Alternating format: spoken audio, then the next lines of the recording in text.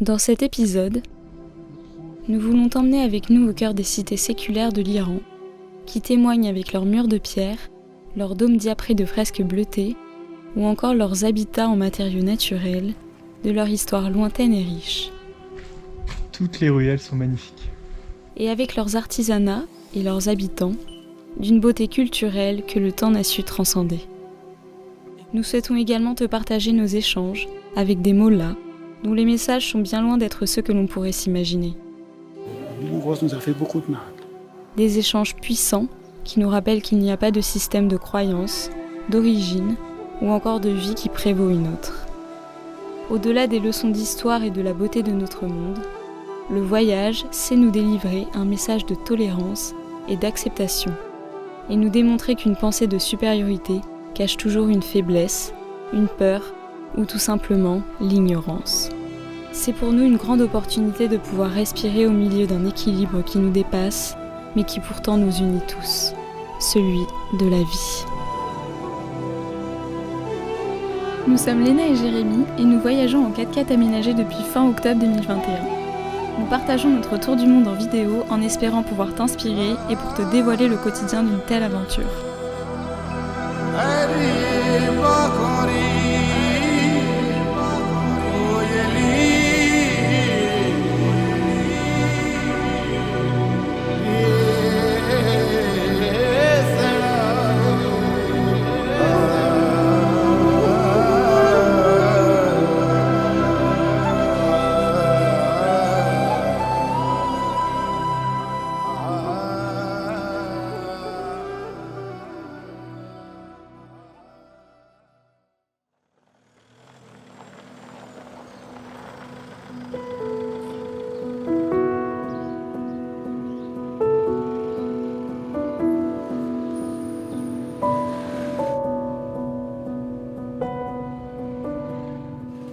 Nous voilà à Kashan, première oasis du grand désert d'Iran, habitée depuis plus de 8 millénaires. Dans ces villes d'Orient, nous aimons découvrir les grands bazars. Entre les petites ruelles secrètes, les textiles, les saveurs et toutes ces choses qui nous font sentir à nouveau l'essence de ces lieux traditionnels.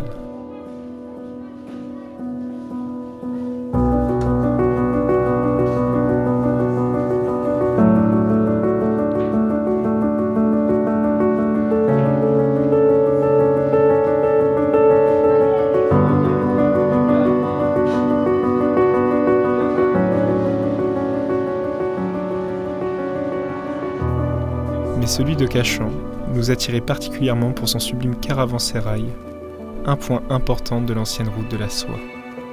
Son dôme ouvert, aux 1001 Moukarnas, a été conçu pour diminuer naturellement la température et ventiler l'intérieur du bazar qui s'étale dans cette ville brûlante du plateau iranien.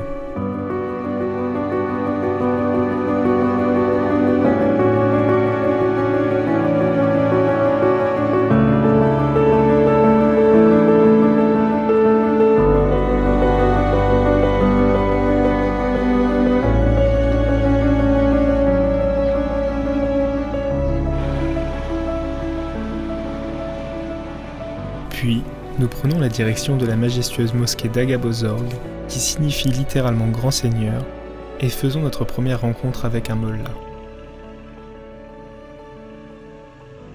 It's built in Qajar story 200 years ago. And people come to pray here? Yes, men and women, but it's separate. And you live in Kashan? Yes, You like it? yes. But the weather is not good in Kashan. For example, 6 months, it's hot, sometimes a little raining, and after that, cold. You never No. see the snow? No, there's a hujra. There's a room for resting clergyman like me. And I praying in mosque, not here. Another here. mosque for 2 times a day.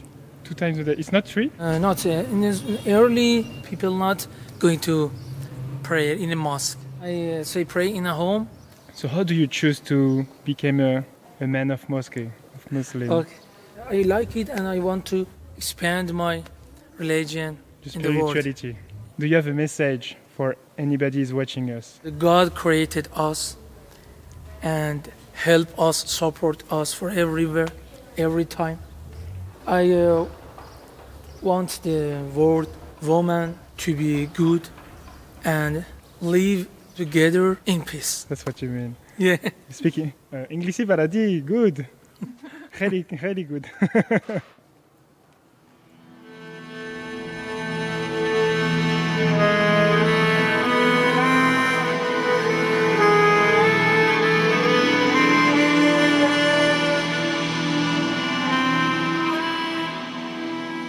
Érigé il y a 3 siècles, ce chef-d'œuvre architectural remarquable par sa symétrie parfaite est fait de briques. Nous marchons sur les pas des hommes de foi autour de cette cour habitée et terminons nos foulées sur le sol pavé de ce lieu, sous l'iwan couronné par 2 minarets couverts de mosaïques persanes.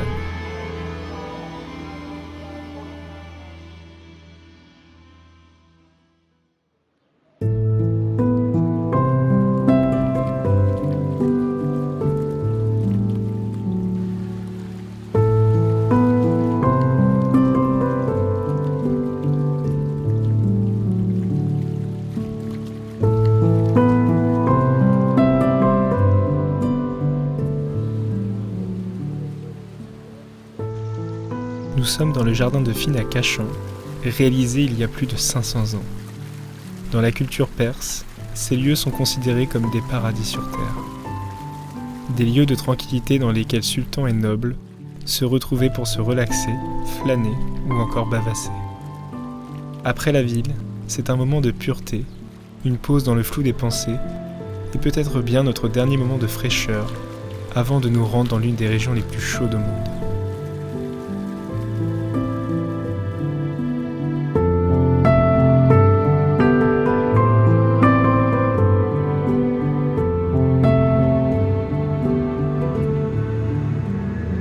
Entre les visites successives des villes et la chaleur croissante, la fatigue s'accumule et on craque un peu. De 7 à 77 ans, elle vole, la petite carriole.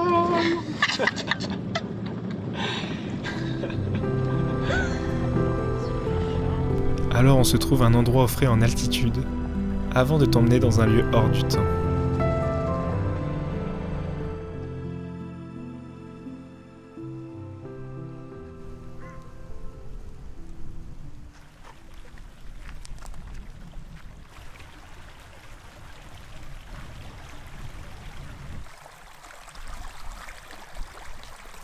Bon, donc on est arrivé hier au village Abiané et on a trouvé ce petit spot au bord de la rivière. On a ressorti les doudounes, il fait 15 degrés aujourd'hui. On a 2200 mètres d'altitude. Et on a froid.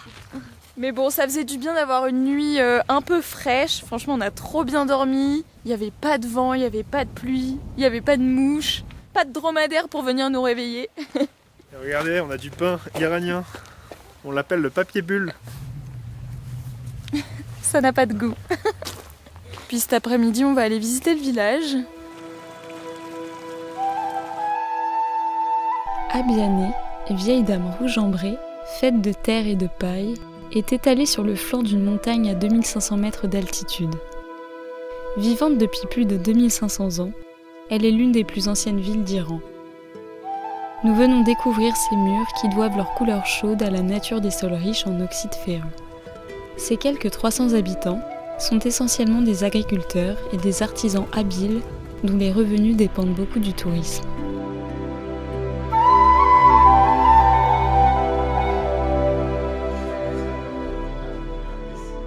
Ces bâtisses doivent leur force à l'une de leurs faiblesses, un paradoxe au cœur duquel on retrouve l'eau.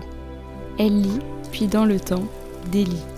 Un élément qui joue sans conscience avec l'homme entre protection et destruction. Ainsi, l'homme œuvra pour sa survie en reconstruisant continuellement ce village en briques de terre séchée qui nous ramène à nos origines civilisationnelles les plus lointaines. C'est incroyable. Toutes les ruelles sont magnifiques. Nous flânons dans ces ruelles aux portes d'acier, cherchant dans chaque recoin une meilleure compréhension de cette architecture vivante. quelques ouvertures comblées de briques, des gravures taillées par les mains du passé, et des rues rythmées par quelques passages, le chant des oiseaux ou encore le pas d'un petit félin.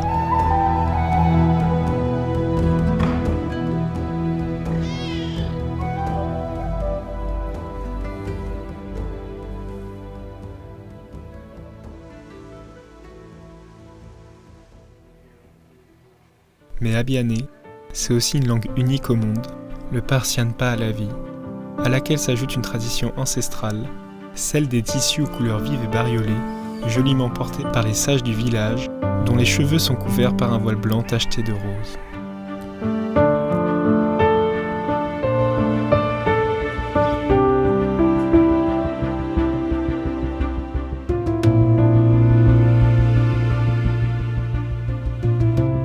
Puis, nous découvrons la porte de la grande mosquée au motif fleuri et aux versets coraniques incrustés dans son acier.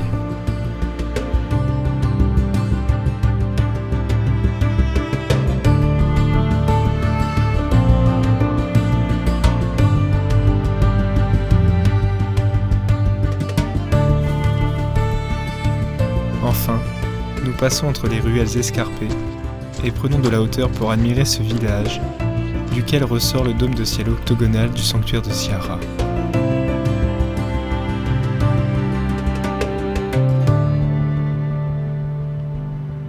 C'est bon, on a grimpé sur les hauteurs du village, on est juste à côté des ruines d'un château, très joli. Et d'ici on a une vue imprenable sur tout Abiané, avec toutes ces petites maisons de couleur rouge. Et en contrebas, il y a cette grande forêt verte, magnifique. D'ailleurs, le village est très bien fleuri, il y a plein de beaux arbres, vraiment c'était hyper agréable de se promener dedans. Et nous, on adore ce genre de petits villages un peu pittoresques, avec des petites rues escarpées. J'ai besoin de toi. Reviens. Ne s'en sort pas sans Viens moi. m'aider, s'il te plaît. Vas-y, je t'aide.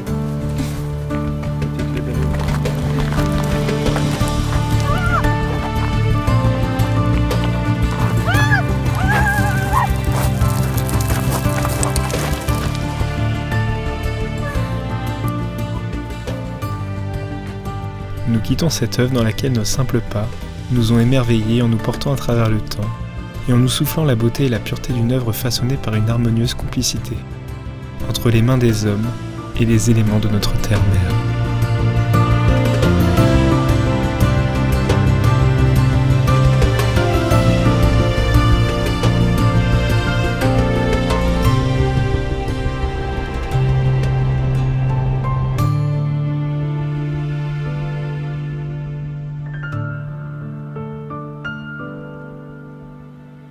Donc on a dormi sur ce spot complètement désertique au milieu des montagnes. On est tout proche d'Ispahan, c'est la troisième ville la plus peuplée d'Iran avec 2 millions d'habitants. Et c'est une ville qui est très connue pour son architecture persane très raffinée. Et en fait, on est en plein milieu d'un grand désert en Iran et c'est un peu l'oasis. C'est une ville qui est très irriguée avec de nombreux bassins et notamment la place d'Akshe Jahan qui est très réputée. C'est la deuxième plus grande place au monde. Et sur les 4 points cardinaux, il y a des monuments incroyables à voir et on va te faire découvrir tout ça aujourd'hui.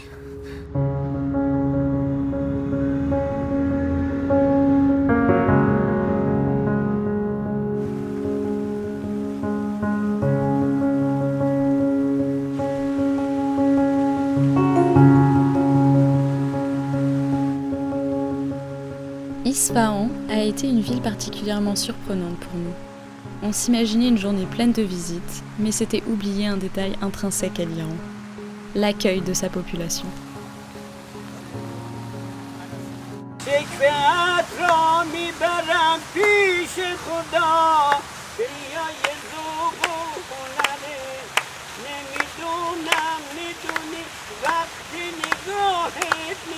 I am glad to meet you, and I hope when you come back to your country, tell every people in your country to come and visit Iran. And why we should go in Iran? Iran is beautiful and we have too many historical buildings. And who are people? The people are very nice and they like the tourists. Bonjour, comment allez-vous? Ça va bien, merci beaucoup. Baron Savi Baladi. Pardon, ça va là. Khosh bakhtam. Is au revoir. Au revoir.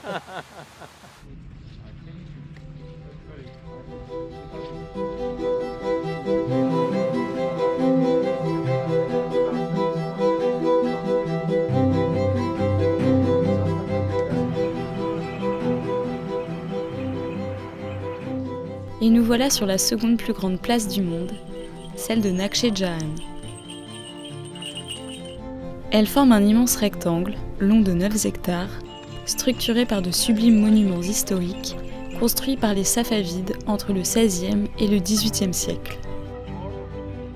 Pensée avec ingéniosité par le Shah Abbas Ier, elle permet de regrouper les piliers du pouvoir, soit le clergé, avec les mosquées du Shah et celles de Sher Lotfallah, le commerce, avec le bazar impérial, et la royauté, avec le palais Ali Kapou et son immense terrasse couverte. Donc là on est dans le grand bazar d'Ispahan, c'est tout couvert et en fait ça fait tout le tour de la place de Nakhché Jahan. Et on est avec notre ami Hossein qui... Salut, comment allez-vous? Je m'appelle Hossein. Enchanté. Ici les gens sont très gentils. J'ai enlevé toute la France. Tu invites toute la France en Iran, de venir en Iran. Ouais. Et là il va nous emmener acheter des vêtements en lin parce que ça fait un moment qu'on en parle et on en a vraiment besoin.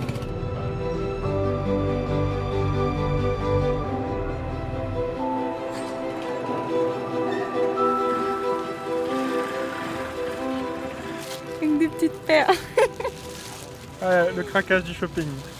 Et si on a un conseil à te donner, si tu visites des pays comme l'Iran, un continent comme l'Afrique, il faut vraiment que tu prévois ça. Parce qu'après, pour trouver des bons matériaux, des bons textiles, c'est pas simple. Après, on est dans un grand bazar qui est assez touristique, donc c'est pas le meilleur endroit, je pense. Vraiment, cette ville, c'est génial. Les gens sont trop accueillants. Ouais, c'est... Je trouve que incroyable. Vraiment, plus on s'enfonce dans le sud et plus ça se ressent. Ouais. Aujourd'hui, nous t'emmenons dans la mosquée du Shah, une œuvre architecturale grandiose, aux fameuses teintes de bleu persan. Nous entrons dans l'édifice sous l'un des 4 ziwans, couronné d'une coquille de Muqarnas. Alors, première impression? Ah, c'est trop beau.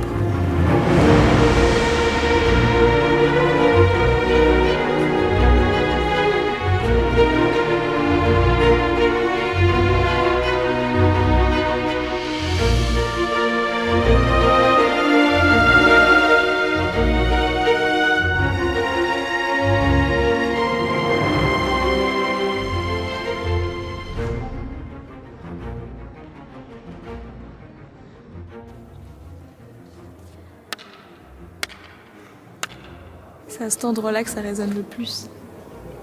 Il y a un écho. Ouh.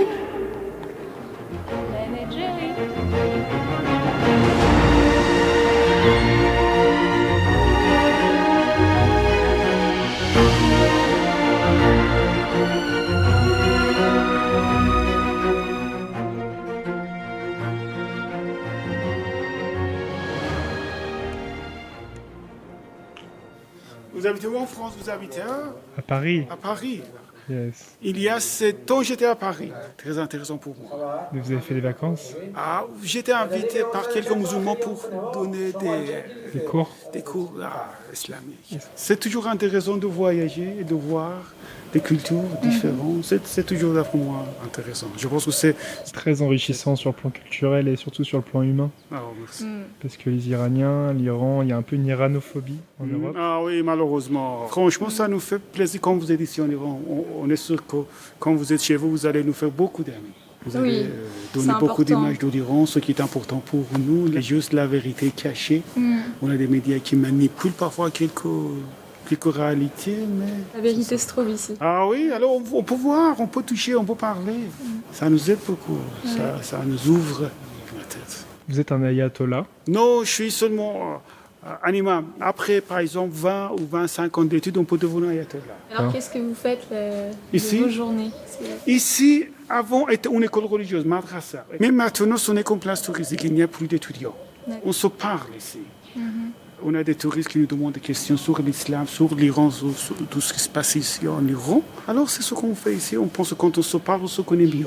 Et pour essayer de vulgariser un peu, parce que c'est pas toujours évident de comprendre la différence entre les sunnites et les chiites, quelles sont les grandes lignes qui différencient ces deux courants? Alors, la différence entre l'islam chiite et l'islam sunnite, c'est, on dit imama ou khalifa, qui était le calife ou le roi après la mort du prophète.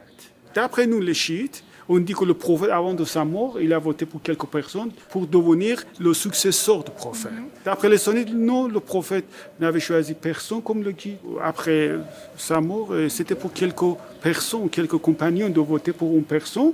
Mais alors, ce qui se passe maintenant dans le monde d'islam, d'après nous, ce n'est pas la vérité de l'islam. Ici en Iran, on a des chrétiens, on a des juifs, on a des sunnites, on n'a aucun problème ici. Mais dans les médias, on écoute beaucoup de débats parfois. Mais d'après nous, c'est l'ignorance. Partout dans le monde, on a des personnes qui sont ignorantes. L'ignorance nous a fait beaucoup de mal. On est chiites, ils sont sunnites, vous êtes chrétiens peut-être, je ne sais pas. Alors aucun problème ici. C'est votre idée, c'est à vous. Mais quand on a des problèmes, quand on a des délits ou des choses comme ça, d'après nous, ça vient d'autres places ou d'autres chemins. C'est l'ignorance, c'est la politique parfois, c'est l'intérêt, c'est le pouvoir. Est-ce que vous auriez un message pour tous les Français là, pour tous les Français, pour tous les gens qui nous regardent? J'aimerais beaucoup de les voir ici en Iran. C'est ce qui nous manque. Des amis qui ont assez de connaissances sur d'autres places, d'autres mondes. Essentiellement, je parle de l'Iran. Mais la vérité, parfois, est cachée. Il faut voyager pour la voir. Il faut voyager pour apprendre. C'est pour ça que vous êtes ici. Alors, ça montre que vous avez votre cœur grand, ouvre. Alors, on a des difficultés partout dans le monde. En France, maintenant, dans d'autres pays, ils ont des problèmes. Mais alors, on peut les trouver partout dans le monde. Alors, si je ne suis pas content d'être ici, peut-être en France, je vais avoir d'autres problèmes. Qu'est-ce que je dois faire après? C'est le monde. J'étais ravi de vous parler. Et j'espère de vous revoir, Inch'Allah. Avec beaucoup d'amis français. Khuda Hafez. Khuda Hafez.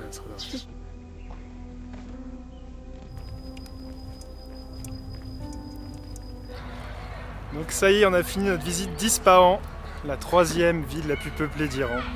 C'était une petite visite, hein. On est resté dans le même coin. Dans le même coin. Et par contre, on a rencontré plein d'Iraniens trop sympas, avec qui on a beaucoup échangé. Ouais. C'était hyper intéressant. C'était compliqué d'avancer. Déjà, pour arriver à la place, on a mis 2 heures, je pense. Ouais. Parce qu'on a rencontré ces architectes et ce chanteur. C'était génial. Et sur la place, ça n'a pas arrêté. Les gens nous ont invités à boire le thé. Ils se sont arrêtés à côté de nous pour prendre des photos. Ils se sont arrêtés à côté de nous surtout pour nous dire mais dites en Europe que l'Iran c'est ça, c'est l'accueil chaleureux, c'est des belles personnes et on a envie de vous voir ici en Iran. On a envie que le tourisme se développe et qu'il n'y ait plus cette tyrannophobie qu'on peut retrouver en Occident.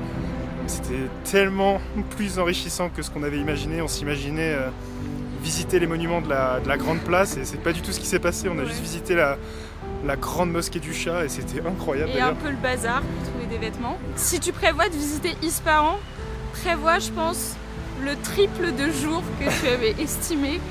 Parce que vraiment ici on nous arrête partout. Et du coup on a quand même un petit pincement de quitter la ville. Il faut vraiment qu'on bouge parce qu'on n'est même pas à la moitié de l'Iran. Ça fait déjà 3 semaines qu'on est ici.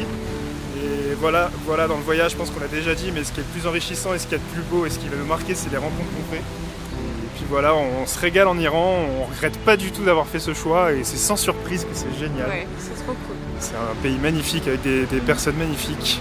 Mais moi qui avais un peu des a priori au début, ils sont en train de s'envoler vraiment au fur et à mesure du voyage. Nous, on peut que te conseiller d'y aller. Bien sûr, il y a des choses à pas faire, par exemple avec les caméras, on filme pas la police, on n'utilise pas son drone, mais si tu fais pas ça, c'est des visites magnifiques, des rencontres incroyables. Donc voilà, n'hésite pas à te lancer, un magnifique pays. Tu seras pas déçu. À bientôt.